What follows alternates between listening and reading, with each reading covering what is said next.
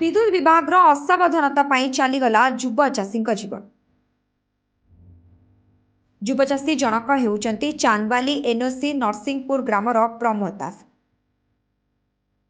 बिलरे धान गदा करुवा समय 11 केवी विद्युत तार छिंडी तांको उपरे पड़िथिला।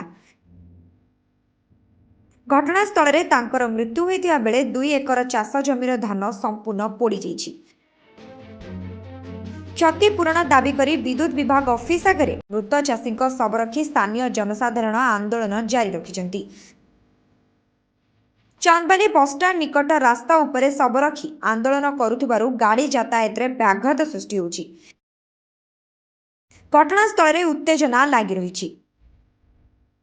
गोटे खटिकिया चाषी मेहनती परिवार लोकटे जितेबाला बिलू जाकि तार आहरण करने चिंता करुला से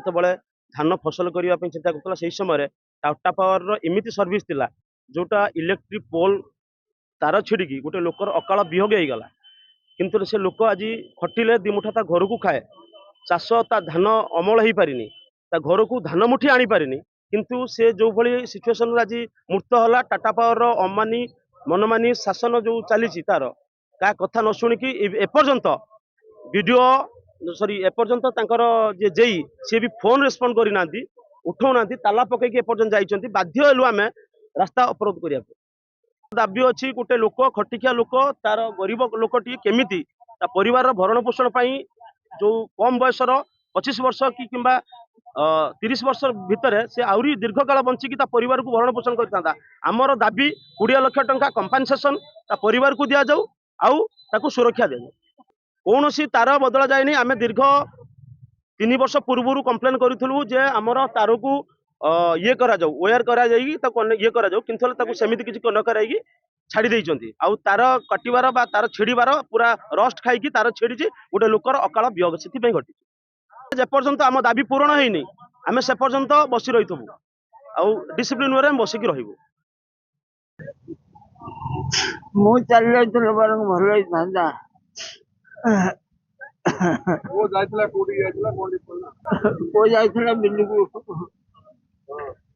जाइथिला कळई खेलेबा पई जाइथिला बंधा बाबूराज जाइथिला तो खेले तो ए करथला तार छिड़ी पड़ीला तापर आ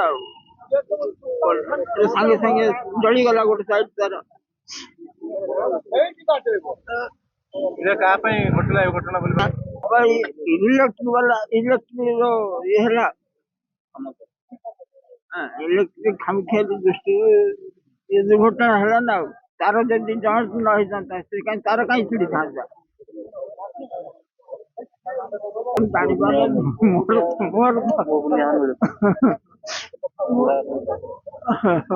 न्याय मिलवा दरकार है। चांदबाली प्रशांत कुमार पाणी रिपोर्ट संस्टा डिजिटल।